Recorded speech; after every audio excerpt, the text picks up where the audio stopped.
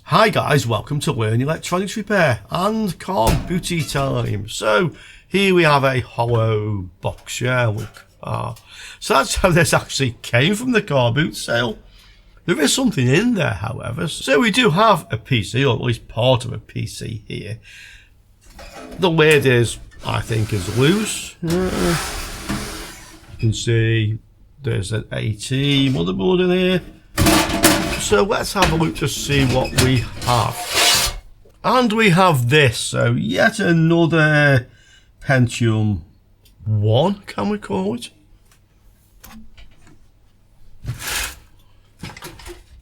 And we have a Pentium 133, complete with plenty of stickers. Okay, that really helps the heat conduction on this. Motherboard and a PCI graphics card, which is, well, sort of loose. Doesn't easily want to come out, and it's kind of jammed, and I don't want to break this slot. So let's just get this motherboard out of here altogether. We have memory there as well, so this is PC 100 probably, or PC 133. Okay, so yeah, that's what we have here. Let's get the interesting parts out of the case. And there we have it. So S3 765 PCI graphics card. These have space for extra memory, but it's not fitted. I think these had 1 meg on, and you could put another meg. I have no idea if you can still get those chips, to be quite honest. Probably off salvage ones. Okay. This is the Coast module, cache on a stick. I do have some of those in actual fact. Odin. A god, obviously, yeah, on there. No heatsink. I mean, imagine this probably did have a heatsink and fan. It's just like missing along with the power supply. I think the best thing we can do with this is plug it in and see what happens, to be quite honest. Okay, let's see what it does. Well, it's doing something. I have a different analyzer card in today, but C1 looks like a memory problem to me. Let's connect a bleeper as well, that might tell us something. Okay.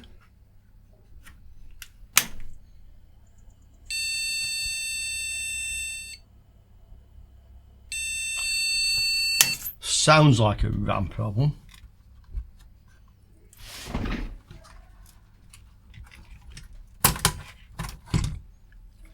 If we take it out and we get the same code, then it's definitely a RAM problem. Yeah, and we do. Okay, let's give this a clean and let's see if it will then work. And just out of interest, it's an unusual one. There's lots of chips on here. Yeah, lots of chips. 1998. Yeah, pretty sure of that. It's a 32 megabyte DIMM.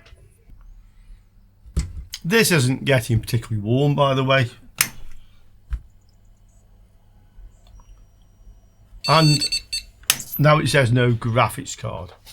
With a bit of luck then, if this graphics card is working, we might get a picture on this now. Okay. Yeah, blue light we came on. Intel, yeah, 133, 32 meg of RAM. So this is actually working, although it was just a board in a case.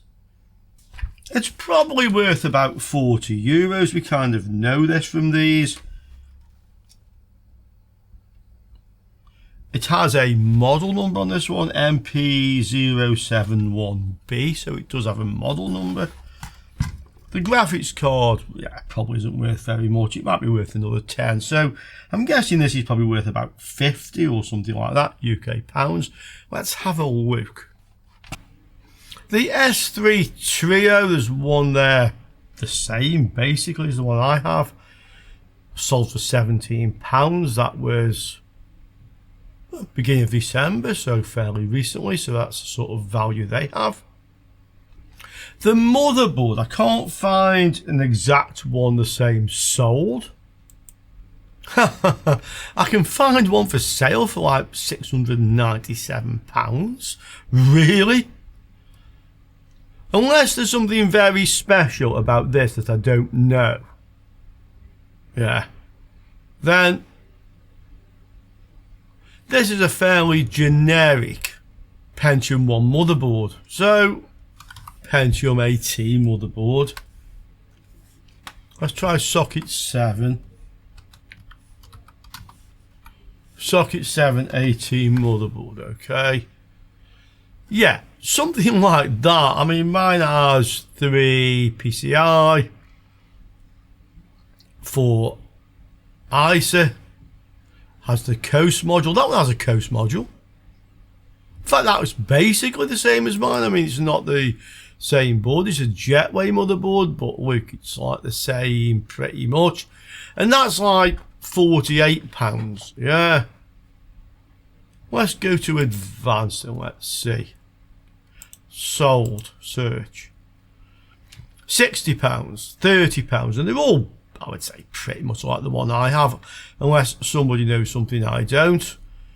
That was unknown parts only. This is working, this is working, this is working. So we can see quite a few similar boards have sold. I think it's fair to say an average price for the sold ones, ignoring the parts only, is kind of 45. Let's say 45 and 15 for the graphics card, which gives us a total of about £60. So that's basically what it is worth, I think. Yeah. Maybe somebody should have a word with this one. Why? 2 people have added this to their watch list. I think they want to see if this guy can sell it because they have one to sell. I don't think they want it. Okay. I paid €20 for this machine, even though it was mostly incomplete, because I basically knew what it was. I thought, well, you know, motherboard, processor, graphics card, if it's working, I'm pretty sure it's a good deal anyway. And I would have to say it is, really. But let's look at something else anyway. And here it is. So a beige machine, ATX, with a floppy disk. Hey, look, Microsoft Windows 95. This is the boot disk. Yeah, they install from the CD-ROM. How about that? Okay. This one, well, it doesn't have the I/O shield fitted. It has. That was just loose in there. LAN card. Bin for that, I think. It has a graphics card in there. Okay. The side is off this, so let's have a look at what's inside it. And this one, wow, it's purple. It doesn't have a CPU. It's clearly a Pentium 4. This is all flapping around. No hard drive. This thing's been thrown around quite a bit. Again, I paid €20 for this machine. He said he was struggling to find any good machines. Yeah, what we see. So, unfortunately, price was the same. No RAM either in this one, so really we just have the motherboard and graphics card. Was I ripped off, or was it okay for €20? Well, it's an Elite Group or ECS motherboard. Right. Elite Group, that's what it actually is. It has a graphics card, but it doesn't look overly exciting. Holter.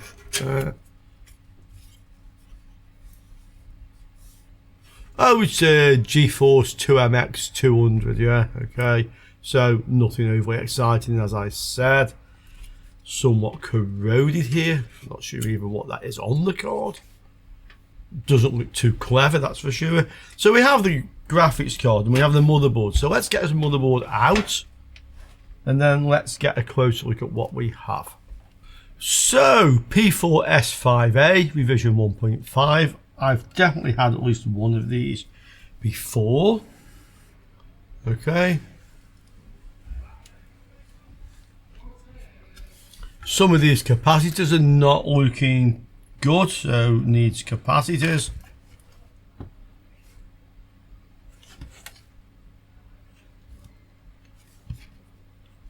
This doesn't have a separate 12 volts connection. Okay. Let's just see if there's any shorts around the VRM before I change these capacitors. Okay. And preferably, actually, I'd like to just try and power this up. Often they will boot even though the capacitors are not very good. I mean, they're not leaking, they're just bulged. Okay. I need to check then to see also what CPU this takes and find the CPU I can use to test it.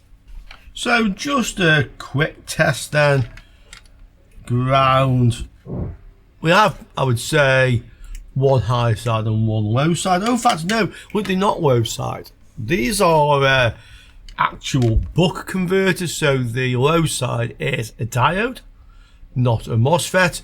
If they're both MOSFETs, that's actually a synchronous converter. Okay, so this is less efficient. So, yeah, that's coming up quite nicely. There's no short on the high side. And then we can check from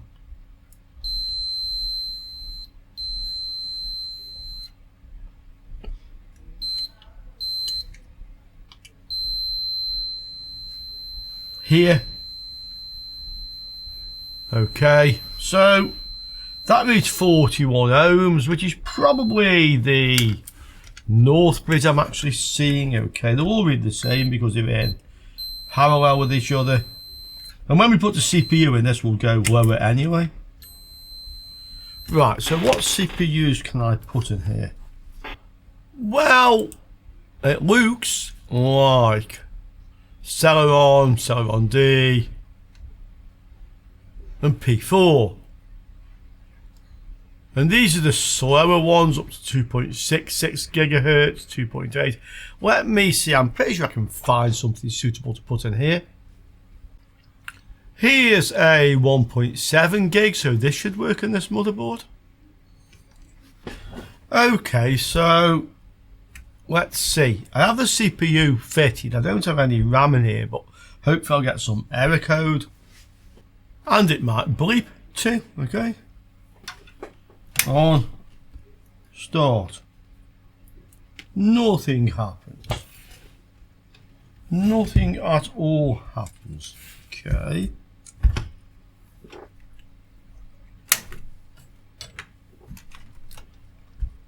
This is a known good power supply. Do we have standby? Yes. And what's on the green wire? It's high. Let me press the button. So press the button, nothing happens. Okay. I think the button's okay now. So, and I'm also guessing this is the right place I'm connecting it to. Oh, it's not. Okay. My mistake. It's this one. Okay, so we put this on here. Does it start? No, it's not sending anything back to it. So that's across this switch, 3.7 volts, which goes to 0, so that should trigger. And this doesn't start at all, or even try to start. Not sending the signal to the power supply. CMOS battery is completely drained. Okay. I'll try another CMOS battery. I can also check the current draw here as well. That will give me some idea about the I/O chip, Super I/O. Let's see, so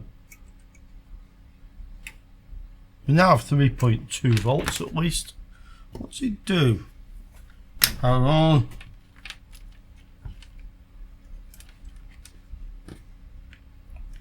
Nothing. Okay, let me get the microamp meter. So it should read between about 1 and 10 microamps. So push back on the clip. This might be a bit fiddly just to get a connection against it. Yeah, I've definitely pushed down the battery now, so I should see the current. I'm not seeing any current, so that's like the Super I/O just isn't running at all. That would suggest that the real-time clock isn't running either. So let's just get the scope and have a quick look at that. Okay, and there's the scope. I've got it set to 5 millivolts per division times 1 probe. This should oscillate about 32 kilohertz, and there's just a bit of noise there. So no, it's not oscillating. That ties in with the fact that I'm not seeing any current draw from the battery. Okay, so yeah, this looks like it's just not going to start, and really that's got to be down to something in the chipset. I'm also expecting that in this case that if I get the thermal camera, the whole thing will be cold. I'll put the standby on just out of interest. Let's just check this clock again. No, you just see an offset voltage there. It's coming back up. It's on AC coupling.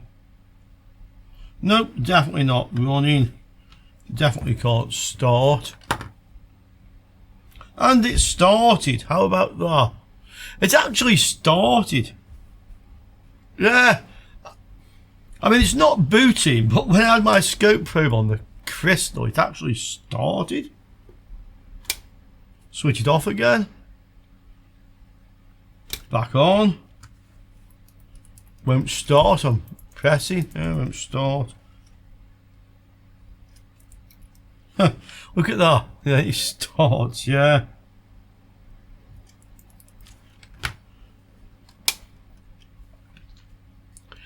You don't suppose I have a faulty crystal. I mean, if I do, that's the first time I've ever seen one, I will add, but I guess we ought to just try. Well, let's look. I'll unsolder this one. I'll probably do it from this side actually and just tag another one on. We can just check it. So it's powered off, by the way. Yeah. Something was coming there.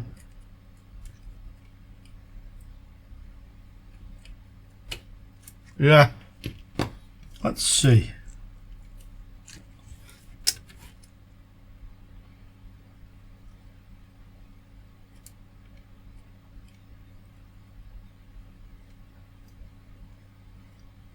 That's good enough just to tag one on for now. Can we just get in there?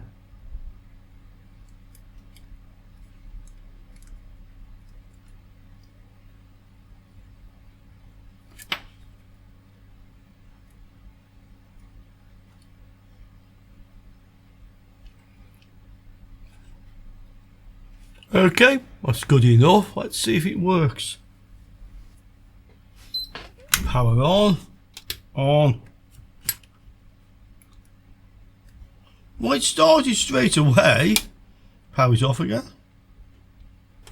Power on. Well, it does start. The fan isn't spinning though. It's a no good fan. And it's connected to the CPU fan socket. Let's have a look what's happening on this crystal now. So, with the power off, it's oscillating. Yeah. There, quite clearly. Yeah, faulty crystal. First time I've ever seen that. Still doesn't start. I mean, it does start, but it still doesn't boot, rather. What current is it drawing now from the CMOS? So, microamps. Push down on the battery, push back on the clip. Yeah, look. 2.5 microamps, that's about what you would expect. So that's one problem fixed. And I've never seen it before, guys. Have you come across that? Any of you guys, have you seen that failure before? Because I haven't. Yeah. Start, doesn't boot, no CPU fan. That's interesting actually. Why there's a no CPU fan?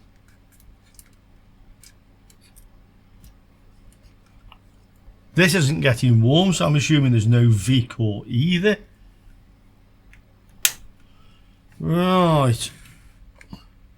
Clear we have these bad capacitors. I mean, there's two more bad capacitors here. There's another one here. There's all the ones around here that are bad. So that may be some reason why it won't boot. What voltages do we have? Well, the CPU is cold, so we can say we don't have VCore. Go and use this meter seeing as it's here. Let's see what we have. Volts DC. Power on. Okay. So, start. Okay. This is cold.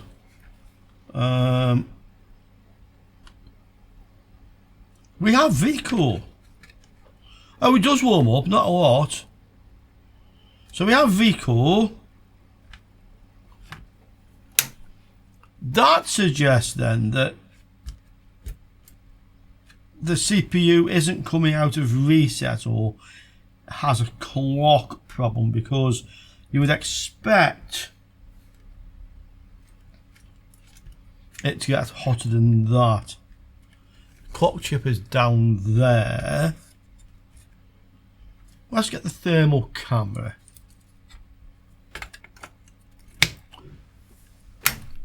Okay, so power on. Started but not running. What we have? Quite cold.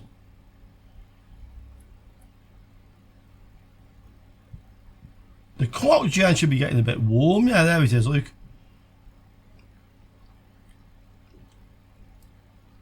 You'd expect that about 40 degrees, something like that. Okay.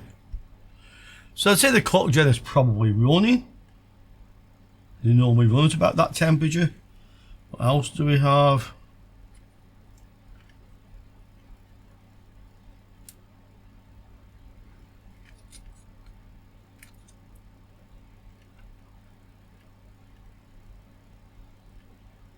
Well, those are the inductors on the VCore. This is the RAM clock, DDR clock. That's warm again, about 40. Yes, that's about right.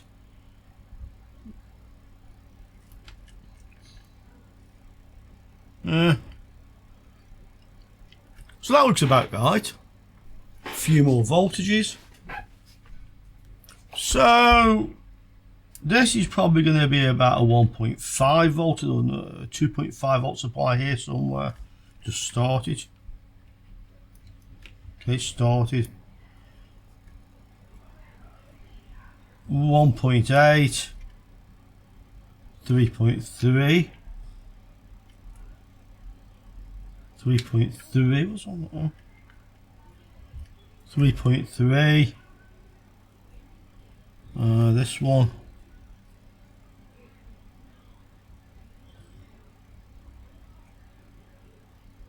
3.3. 3.3. I'm expecting for the 2.5 somewhere.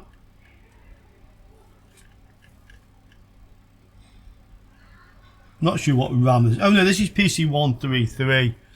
Actually, I think that does run at 3.3 volts. There's DDR there, though. It takes both, actually, this one. And we know we have VCore 1.7. Okay.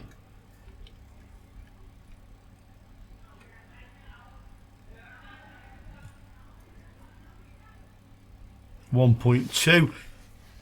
So that's probably the VREF for the memory. Yeah.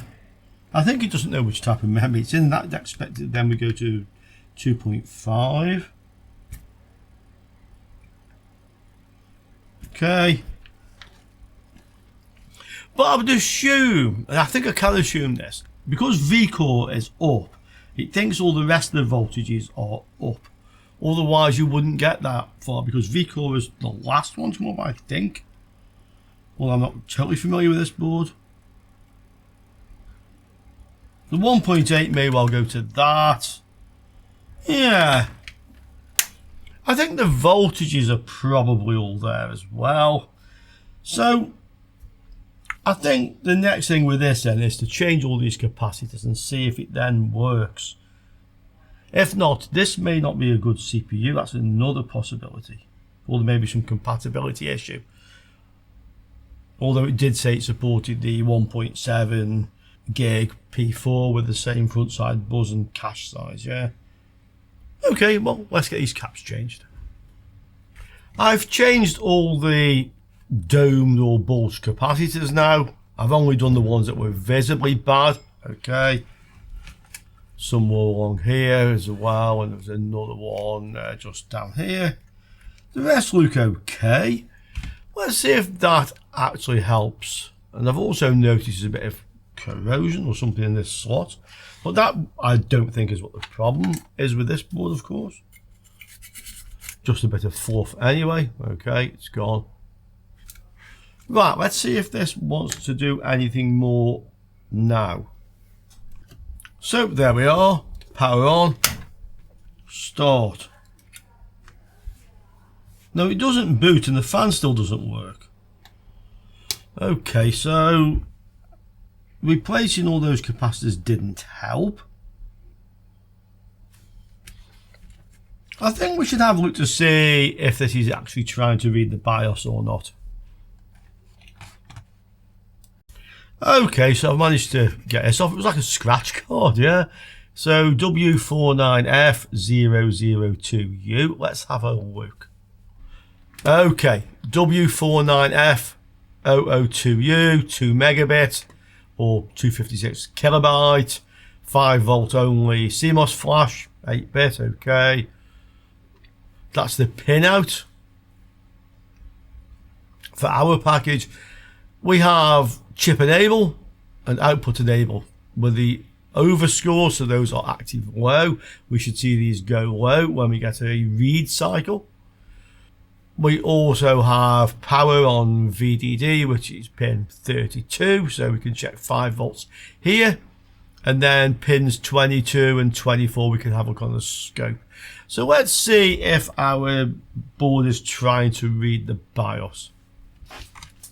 I'll use my analog scope. This thing is probably 40 years old, at least. But I find this is generally better and quicker and easier if I just want to look at something like, is it accessing the chip, you know, some sort of transient pulse or something.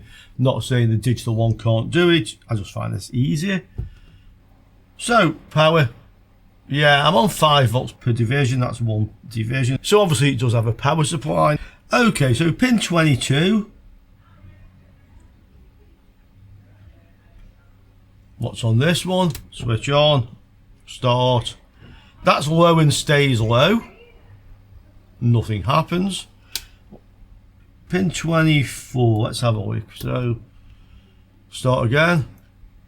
That goes high and stays high. So, for sure the CPU is not trying to read the BIOS. Okay. One thing I have noticed, if I connect the CPU fan to the chassis fan connector, it spins. It's still saying 0 on it, it's not booting. So there appears to be some problem with the power to the fan, or the enable signal down here doesn't spin. A little bit unusual, that, to be quite honest. Whether that's related to the fact it doesn't boot, I don't know. It could be unrelated to that. I've tried this in a different slot as well. I'm just going to take this out altogether, see if we get any bleeps. No, we don't get any bleeps, because I have seen on rare occasions these analyzers stop the board from booting, but that does not appear to be the case here. So I think the next thing is to have a look to see if I have a board view for this motherboard. I had a look to see if I could find a board view for this, and I can't. I looked in all the ones I have a lot in my stash as well, and I had to look online. Can't find a board view for this one, unfortunately, so can't really go down that route. But what we can try, although I'm not sure it will actually fix this thing, is have a look at the clock gen to see if that's running. And I've managed to find a data sheet for that, so at least we have somewhere we can go with this. here, this is a clock gen. It tells us it's a clock gen for a P4 processor, or timing control hub as they call it. Okay, a kind of a block diagram there, and we see we have some signals, serial data, serial clock, so this obviously programs it. But we have this one, PD. The hash means it's active low, so it goes low to do whatever PD does. Like PCI stop, if it's low, CPU stop, if it's low. So these shouldn't be low. PD, let's have a quick look.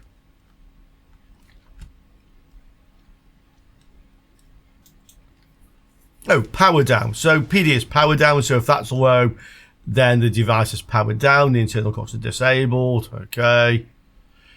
VTT power good. This is the same pin, so acts as a dual function pin. VTT power good and power down. When the power good goes high, the frequency select will be latched. Yeah. So effectively, this comes from a power good signal. So it'd be interesting to see what's happening on pin 33. This has a few, they say, power groups, power supplies. I wonder if we can use this to see which power rails are actually up from this as well, maybe. But first of all, let's have a look at the signal, this one, on pin 33. And we can also see that we have a supply as well here on pin 48. But there are some other supply voltages which we know. Okay, let's look. I use the analog scope. I just want to see first of all what level is on that pin 33, and this will show me if things are oscillating or not. I've noticed actually like a bit of a something just there. Yeah, that it's on very high magnification, so it's going to kind of wobble around a bit. But what is that? Well, it's moved.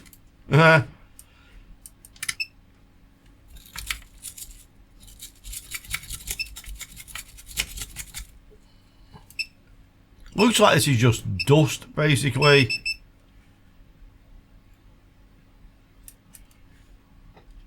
Same down here around this MOSFET. That was corroded, but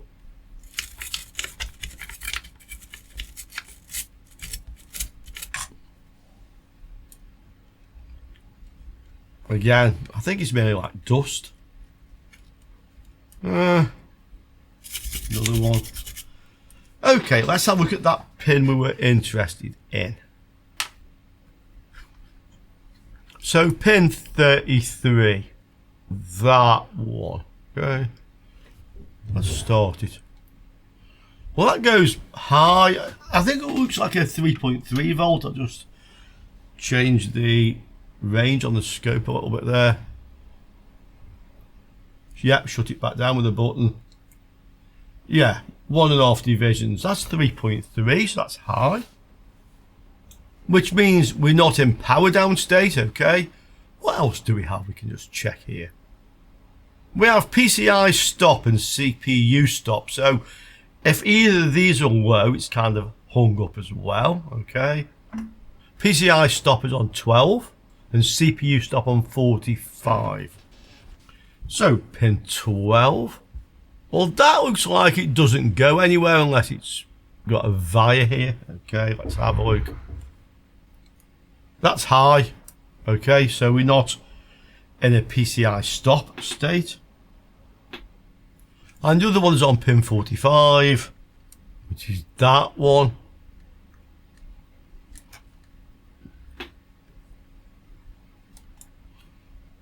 Does this go high as well? Yeah, that also goes high. So there's nothing stopping the chip. Maybe it is actually running. Let's see. So that's 14.5 megahertz. Yeah, about right. Also about right. So my analog scope was having a bit of trouble with that. So the crystal is working, that is running at least, so we don't have two faulty crystals in one day. Yeah, let's look for some outputs. So we can see pin 14 and 15 are both PCI clock outputs, not affected by PCI stop. Okay, so they should be running. So 14 is here.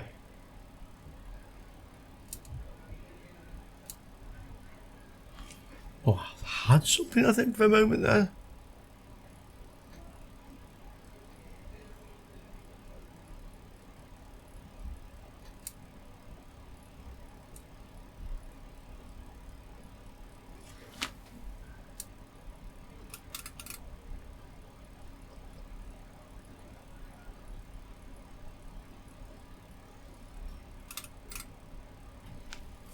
You saw something like I saw something, but it's not there now.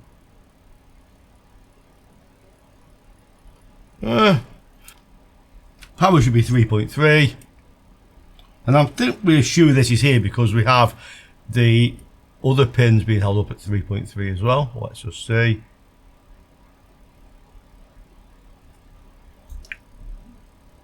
Yeah, 38.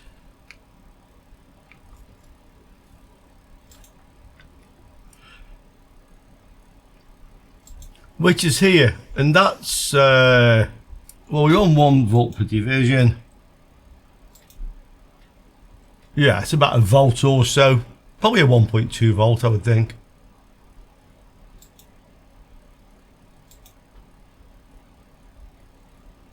.2 or 1.5, that sounds about right for a reference.